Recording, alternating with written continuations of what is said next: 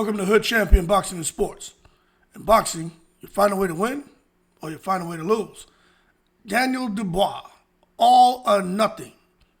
Let me tell y'all something. Daniel Dubois is either going to come out and be the greatest thing in the heavyweight division since Lennox Lewis, or he's going to flop. And right now, his future's looking pretty damn promising. Now, if you didn't know, Daniel Dubois has been given the opportunity, which to me is pretty cool, man, to make a voluntary defense of his IBF strap. Now, the reason for that is, AJ, you listen to Eddie Hearn, but Eddie Hearn will tell you anything, right? They had us thinking AJ was going to go directly into the rematch with Daniel Dubois. I think Eddie Hearn realizes, that probably isn't smart for AJ to do.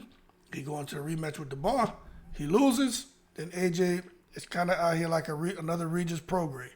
And Eddie Hearn can't afford that. He can say what he wants, but that shit that De La Hoya does on Clapback Thursday gets under Eddie Hearn's skin, and he doesn't want for his fighters to keep losing, especially the flagship fighter, Anthony Joshua. Anyway, I'm curious to see what Dubois is going to do with this voluntary title defense. Now, he was given a deadline. I might as well show y'all this, right? Let me show you this. Here it is. He was giving a deadline to make a voluntary defense. He was given a deadline after the voluntary defense to have a mandatory defense, April 22nd, 2025. Now, I don't know what he is going to end up doing, but I'm telling you this right now. He's working over there with Frank Warren. And when it comes to Frank Warren, Frank Warren's got a couple fighters who he may want to mix it up with Daniel Dubois. Now, I don't know how it's going to work out, but I'll tell you this, Daniel Dubois can fight. Now, let me just show you these rankings, because I think it's interesting, that Dubois, they may throw him in there to the Wolves. Let me reduce this in size. Okay. So this is what you got as far as the rack and stack by the ring, okay? You can see Dubois ranked number 2. Who would have thought Daniel Dubois would have made it that high in the rankings? But anyway, he is where he is. And these are the rest of the guys, and you can see the names, okay? But when you come down and you take a look, he's allowed a voluntary defense. You take a look at the number 1 and number 2 position for the IBF, okay? They're vacant. The number 3 is Caballero. Number 4 is Belunga. We know those two are fighting, so they're not going to be next in line for a voluntary defense for Daniel Dubois. Then you come down, you got Zhang, Sanchez, Ajagba, Joshua, Hergovic, Derek Chisora, Wallen, Fabio, Wardley, Jared Anderson, Villanello, and then a guy named Jutsi Hooney. But he can make a voluntary defense against anyone he wants. I would think Frank Warren would want to line him up in a fight that's a winnable fight. But I don't know if they want to take him, just throw him in there against Zhili Zhang. Fabio Wardley, I think that's a good fight, but I just don't see them throwing him in there with Fabio Wardley, because Fabio Wardley is Frank's guy, and Frank's not going to want Wardley to get beat, especially seeing how Wardley's coming off of the win against Clark. But I don't know who they're going to throw him in there with, but I tell you what, anyone who fights Daniel Dubois right now, they better be on top of their game, because Daniel Dubois is not playing around. I rewatched that Anthony Joshua fight. Daniel Dubois was using his arms as defense. Like, he would punch, but then he would keep his arms out because he knew Joshua was coming back with the right hand. And because his arms were extended, he was able to deflect and block a lot of Joshua's counters. Daniel Dubois will use his head. He will headbutt you. That's something that he's added to his repertoire. He throws a jab, the right hand, the left hook, uppercut, then boom, hits you with the Manchester kiss, the headbutt. His stamina seems to be, on a next level, which he's always had pretty good stamina. But everything about Daniel Dubois, his power, his speed, his timing, his IQ, everything about him seems to be on a whole nother level. Who can beat him right now? I think it has to be somebody who hits very hard, because Daniel Dubois is there to be hit. But you got to be able to get to him, because you see, if Daniel Dubois gets to you, he has extremely long arms. Matter of fact, let me show you the dimensions of Daniel Dubois. If Daniel Dubois can get to you, you're in trouble. Simple. You are in trouble if he can get to you. And I don't. Here we go. Some fighters don't. I don't think they realize just how long this man's arms are. Okay, here we go right here. This is Daniel Dubois. All right. This man. Fix this. 22 wins, 21 KOs, 2 losses, both losses by KO.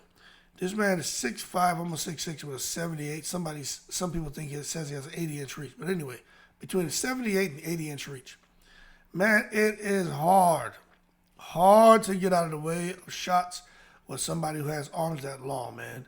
And Daniel Dubois, to be a guy with 24 fights, but the 22 he won, to have knocked out 21 of his opponents, that tells you that there's something special about his hands, about his power. 27 years old, he's now entering his prime. He's a heavyweight, so he probably got another good 5 years of fighting in him. If Daniel Dubois can keep this up, I'll tell you, we may see a very impressive run by Daniel Dubois over the next couple of years. Because out of all those up-and-coming heavyweights, Daniel Dubois is the one who's been tested, who has the experience. And I think you may see him kind of just, evolve like Canelo and just be too much for these guys to handle. Him and his coach, Don Charles, has proven to be a pretty good pairing. We've seen when some of these fighters take on new trainers that oftentimes it doesn't pan out the way the fighter was hoping and we as boxing fans are hoping. But Daniel Dubois and Don Charles seems to be a pretty good pairing, at least for the moment. Anyway, Daniel Dubois, all or nothing. He says he'll fight anyone. He'll fight anyone, anywhere. Like, was that Tyson Fury? Fight you any day, anytime, any day, anywhere. Daniel Dubois saying the same thing. Anyone, anytime, anywhere. But boy, I hope they don't do nothing stupid and throw his ass in there with a Zhang or with somebody crazy, man. And you got Wardley. Matter of fact, when I go back and I look at this, and I think to myself, who the hell could Daniel Dubois fight? Like, I'm just looking at these names. Frank Sanchez, Ajagba, Hergovic, he already beat him. Otto Wallen, Wardley. What's over here? I mean, Tama. He ain't gonna fight those guys, man. He's gonna want to fight somebody and make some good money. They still got Kubrat Pulev in the goddamn list under the WBA. What the hell is Kubrat Pulev doing in there? Tyson Fury, Pero. When I'm looking at it, man, I mean, because Caballero and Bacoli are fighting. Shit. I can't be them.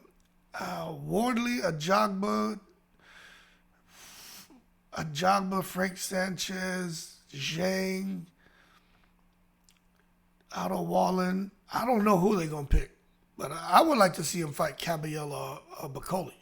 But I don't think he's gonna get that fight. But I would like to see that fight. I don't think they're gonna put him in with those guys.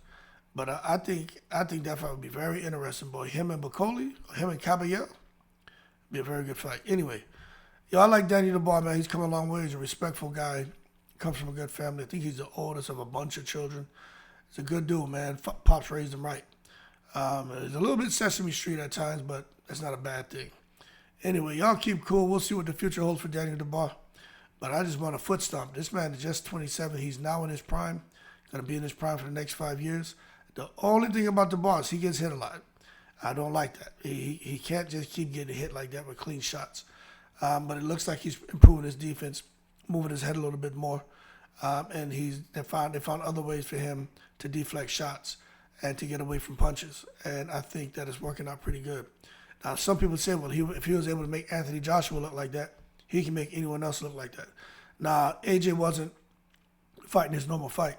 AJ had got comfortable, and AJ was trying to be more of a counterpuncher, catching, shooting, shit like that. But he was getting hit with shots that he didn't expect Daniel Dubois to be able to land, because Daniel Dubois has those long arms. So AJ isn't necessarily the boxer puncher anymore. He's turned more into a counterpuncher, and that shit didn't work with Daniel Dubois, who was coming at him all gas, no brakes. So going into his next fight, if Daniel Dubois gets somebody who's going to box more intelligently and not just wait for him to get off of those big, hard shots, the fight could be interesting. But, hey, we saw Flip Hergovic come at him, man, with the Croatian sensation type of momentum, and he couldn't put a dent in Daniel Dubois. So I think Daniel Dubois, man, from what I've been seeing, I'm starting to just, starting to believe in him. Before I didn't. I ain't gonna lie, but I'm starting to believe in him. Anyway, we'll see what the future holds for Daniel Dubois. I'm about to go lift weights and do cardio at the gym. Y'all keep cool. Shout out to the veterans, all 7 continents. And in the words of Daniel Dubois, big time boxing, baby. It's boxing, big time boxing, boxing, big time boxing. Big time boxing, baby. Yo, I'm in the breeze.